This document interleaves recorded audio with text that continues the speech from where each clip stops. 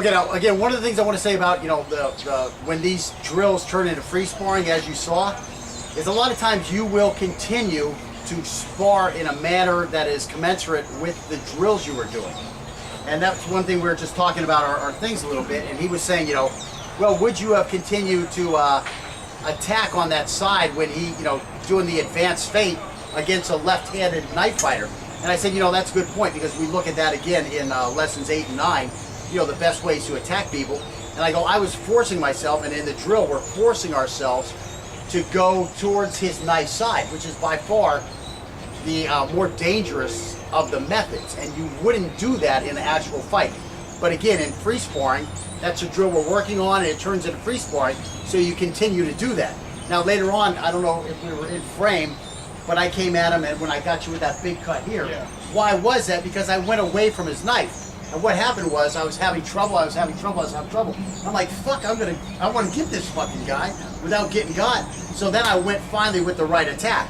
And I came out to this side, and I got a huge freaking cut. I probably cut your head off. But if I didn't cut your head off, there's not much left. I mean, it was the full freaking blade back here, past the center of his neck, and just ripped across here. And meanwhile, I think you got me in his shoulder. I was able to block this. It was this kind of a thing here, where I just ripped across his neck. And again, that's the next step to this particular set of exercises we're doing, is where we do the feint repeatedly to the other side. So then that's what hit me is, I'm forcing the drill in a sparring situation, so I'm actually building a bad habit. So again, that's why you have to be careful about, letting drills turn into free sparring, because you can start working a technique, you can start forcing a technique that shouldn't be used. Now again, is it good to do that in a way that A, you understand where the problems are, and B, what if there's a car here and that's the only way I can go? Well, that's what I'm going to have to go with. So it is important that I've gone with that, and again, that I've seen, oh, this is a trouble area, I need to come up with something different. I mean, maybe that's the time to just lay back and use a linear defense.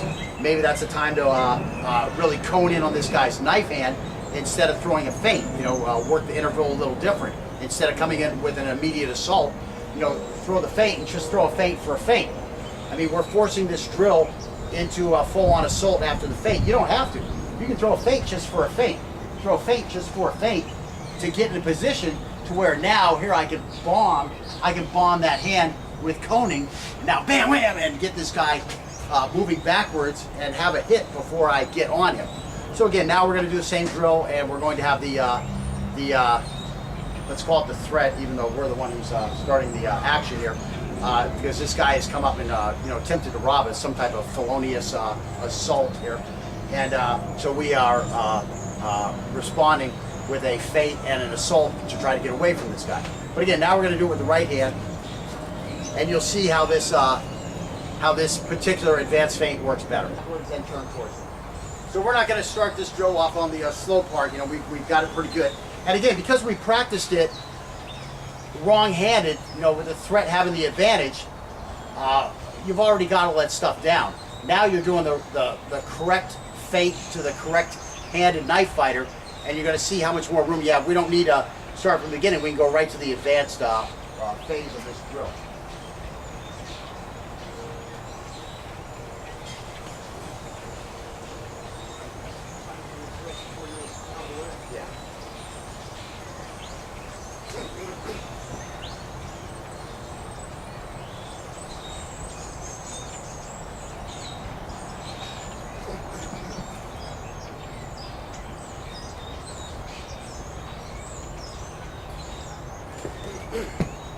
And you see, if you get those 2 pops in there really quick, which is what you need to do, sometimes I take a little break and I relax and I don't go for that second pop as quick as I should. You go for both those pops quick, you're going to get both of them.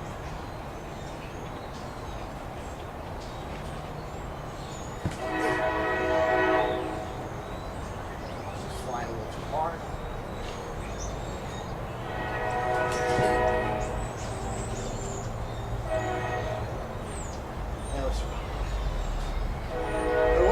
Start doing this, it's much easier. It's much easier. The big thing you got to do though, you got to make sure you give me that hand over here so I have something to go to. You can't throw it out here. Make me come this way. You got to throw it like you're almost going to my knife or my head on this side.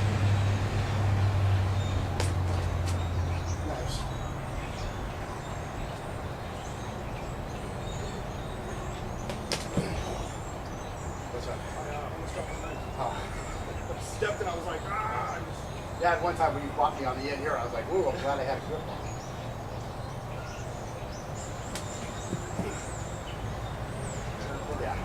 Yeah, you keep these things in the right place, and you have a definite chance to catch his knife hand with your elbow or with something hard. And again, if he's not used to that, he might wind up dropping that knife for you, doing you a nice favor. Like I always talk about that first time I had a guy attack me with a knife. I chopped him right on top of the thumb, he dropped the knife. Let's go to, we're going to go to a 2, and you do a high ready and immediately attack. And give me the knife in the right hand.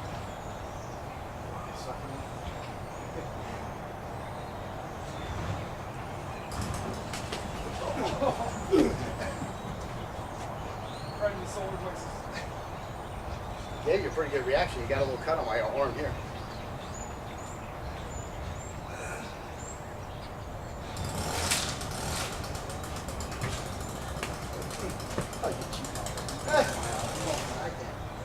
You realize that? I didn't mean I'm to. watching you watch my knife hand and time my knife hand the whole way. I'm used to watching your, you know.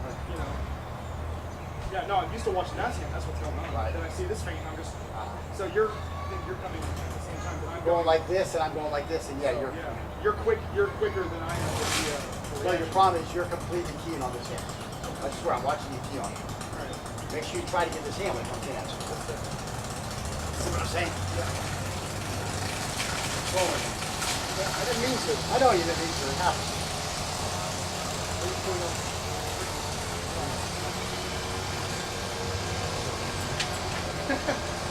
Back up just a little. You're probably all right.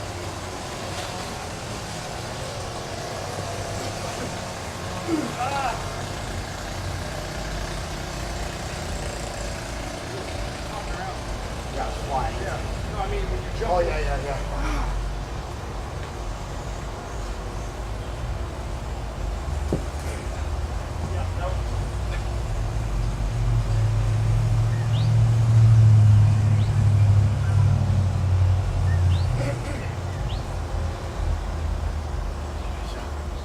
Then I went back to the other feint. By far, I like the basic feint. It works best. It works better against both ways. And the big thing is the footwork just works better. It's better footwork. It's easier footwork, and thus being easier, it's more efficient, and thus being more efficient, it winds up being more effective.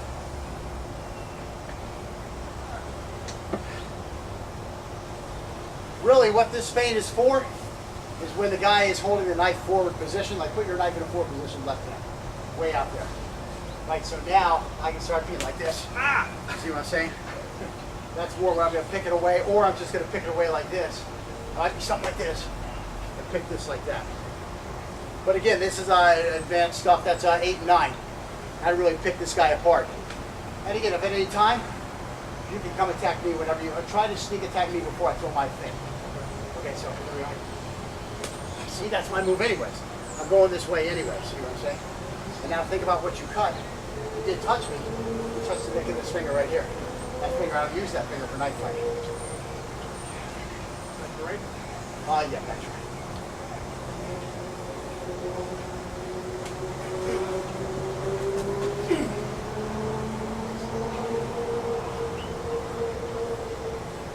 Now what's happening there, when you see that guy all balled up like that, that's a little problem if there happens to be a little video camera in the area. Even though this guy came up, he threatened you. It's obvious. You have no prior relations with this gentleman who is now in front of you holding a knife. He's by your car. It's 0 dark 30.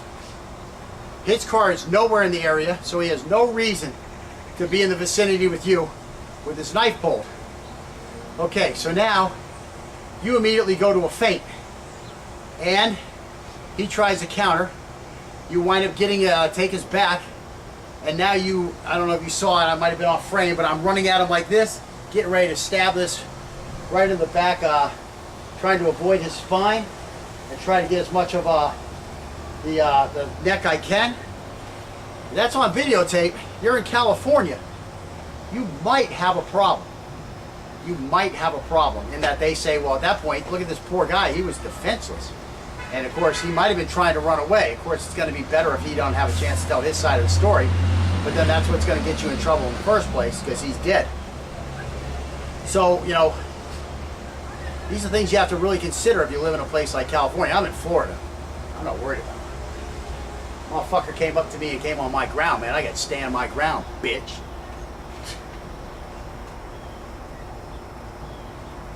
My ground was over there, too. Your Honor. Your Honor.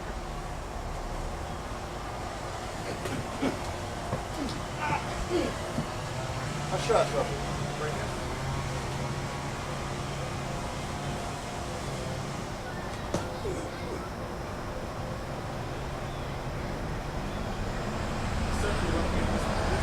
Right. Right, and sometimes, yeah, just come, that's what I'm doing. I'm just coming flying and attacking him for that.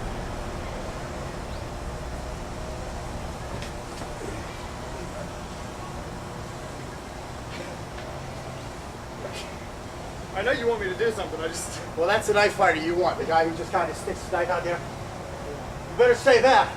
Oh, that's what I'm going to do.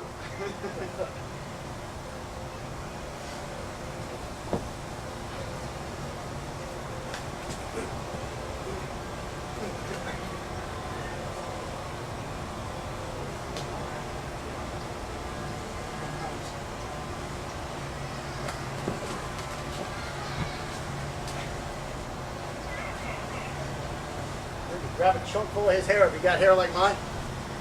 Drop right on the ground face first. We're gonna ramp this up. We're gonna do 3 feints successive.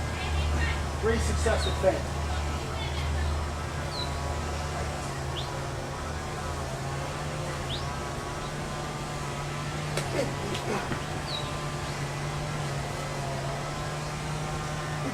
Ah!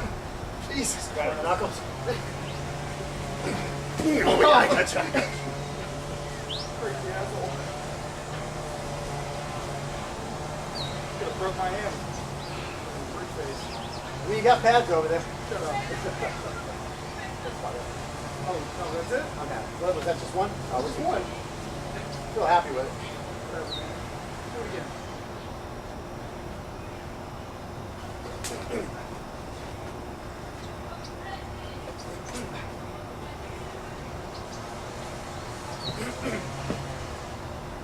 See here, I'm just picking this guy apart as I'm going. Now I'm getting exhausted.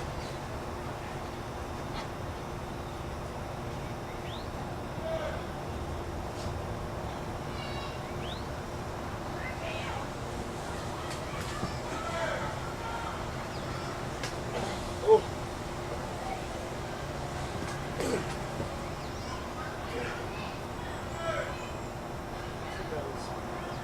I do feel happy with that. Yeah.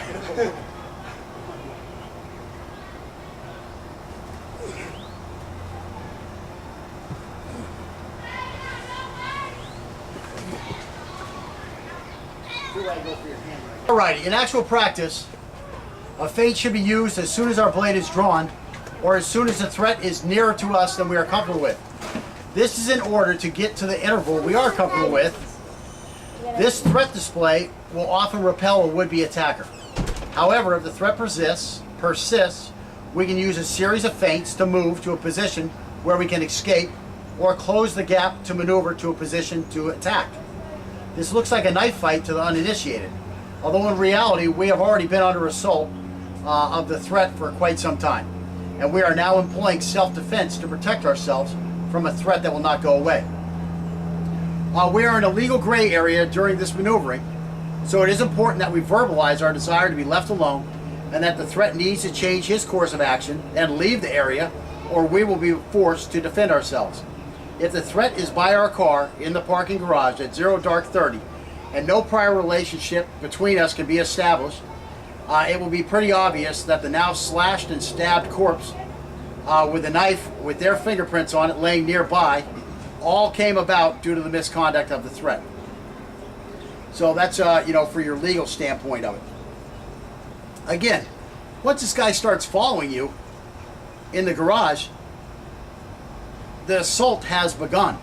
You just haven't got to the battery phase yet. He's already assaulting you. He is attacking you, okay? He is following you to attack you, okay? So self-defense is a valid response. At that point, it could just be you turn around with a knife and ask him, what the F do you want? Well, he's going to let you know at that point, and probably he's not man enough to come walking in on that knife to come get your wallet from you. Again, these guys don't want to fight, they want your money. They don't want to fight, they want your car, okay? Only the true thug looks at that and starts getting a slight erection and then comes and attacks you anyways, okay? It's just not going to happen. There's not a whole lot of guys like me out there. No, actually, I was thinking the same thing. I was like, I want to fight. Actually, you know, I'm not the guy who's going to attack you. So anyways, that's kind of the point, you know. Once you see the blade, he's already shown his blade. You have the right to show your blade now. Show your blade and let this guy know he's barking up the wrong tree. You're not the guy to mess with. Now, if he persists, well, then you're going to continue to feint or come with an all-out assault, depending on your skill level and your comfort level. Of course, while you saw us doing the feints, a lot of times we would come in with that advanced feint or even with the basic feint. You know, we would move beyond the guy. So the guy started over here. We're here. So we're trapped on this side because that's what he's going to do. He's going to get you to a place where you can't easily avoid him. So you're trapped. You can't go this way. You can't go this way. You can't go that way. This is the only way. So you throw that feint. You move off of his center. Okay, you move off of his fighting center. And now all of a sudden, boom, you leave the area. It's that simple. He doesn't have your money. He doesn't have your keys. What's worst case scenario? He's going to key your car. Well, you can stand 100 yards down away from him and watch what he's doing, you know. You can call him out a little bit and bring him away from your car if you're afraid he's going to mess with your car. You know, I'm calling the police. You sit down there with your phone, 911. Yeah, I'm talking to the police right now. They're coming to get you. You better get the F out of here. Okay, he gets the F out of here. Is that self-defense? Yes, that is self-defense. That's all self-defense. You never had to cut this guy.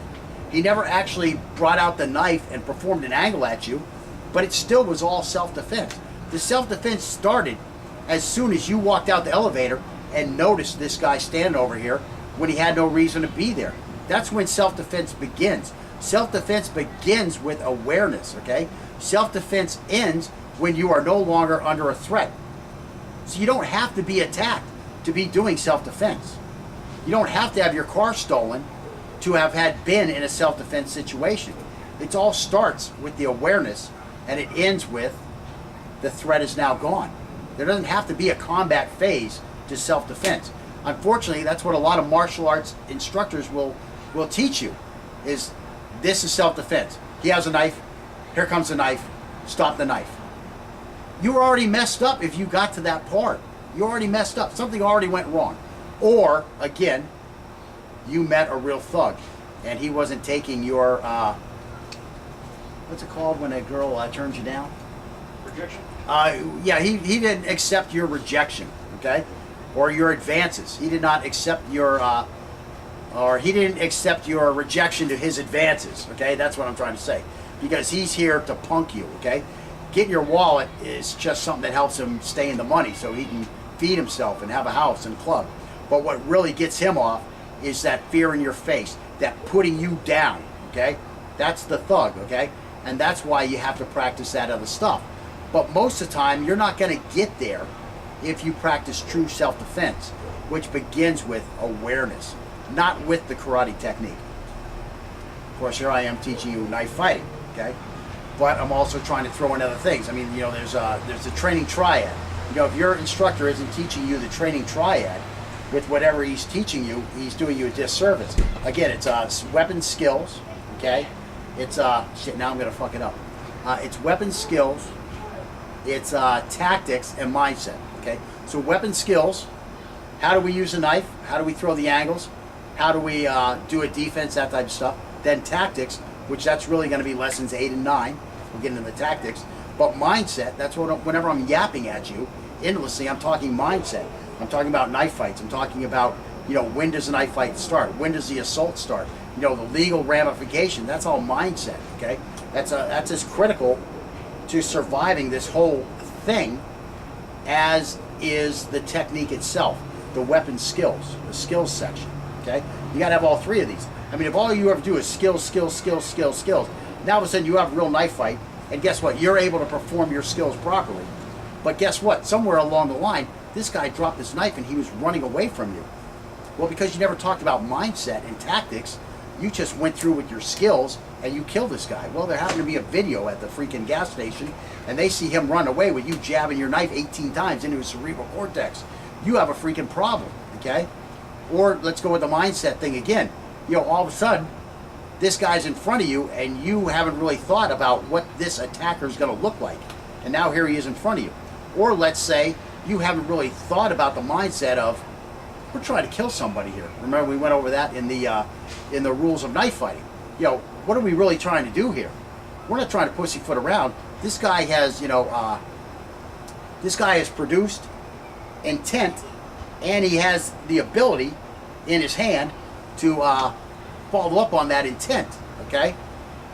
And so now you use your self-defense to kill him. Well, if you haven't thought about that stuff, like, geez, I might really kill somebody. No, you're just in there practicing techniques with plastic knives with your friends, and you go out and you drink a beer afterwards and you talk about how you could do that scene in freaking whatever movie, you know, now that you have this knife technique. And then all of a sudden, boom, the day comes, you perform the knife technique, you kill this guy, and now you spend the rest of your life freaking in guilt because you didn't realize what an actual killing was going to entail. You know, you weren't ready to see him doing the funky chicken for the whole 20 minutes after you've dialed 911 and the police are coming, you know. You expected to stab him and he died because your instructor didn't explain that. You didn't have the mindset for the fight. So now you get all upset, you go drinking and you playing with your handgun, and you decide that, you know, you don't want to deal with this guilt anymore, and you put the gun in your mouth and you pull the trigger and you shoot, you know, the bullet in your head. Because you didn't do mindset, okay? So what the fuck am I talking about? Training triad.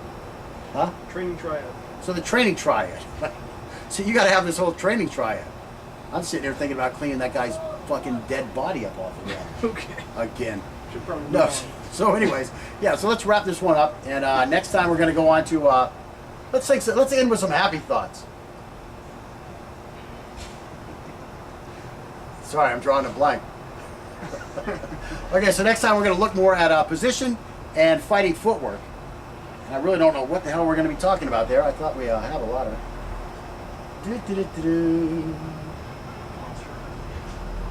Posture. You Is said that the word? No, Is that the you word? said it earlier like 5 times. Okay, so we're going to look at a little bit of footwork here, and we're going to, I mean, most of this footwork we're going to look at, we're going to theorize on footwork that we're already doing, and then we're going to get into advanced catching, trapping, checking, and striking.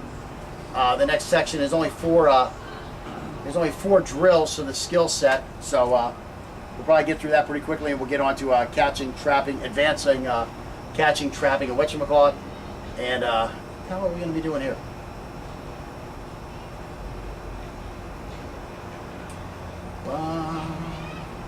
Yeah, we're just going to talk about that a little bit. Then we're going to get into that sticky hands, the Chai Sao stuff from Wing Chun. And again, you Chai Sao, you actual Wing Chun practitioners are going to want to troll me to death on my Wing Chun. Okay, I'm not a Wing Chun man. Okay? So we'll see that when we get there. And you'll see I'm not a Wing Chun man.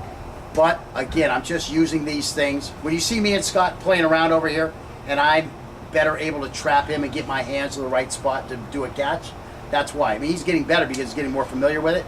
But when he gets done with this, he'll be a lot better. And that's all we're really doing that for, is to increase some sensitivity, to increase a little more awareness of where our hands are during the fight, and where they should be, and what they can do when they're here and what they can do when they're there. And we'll get on with that then.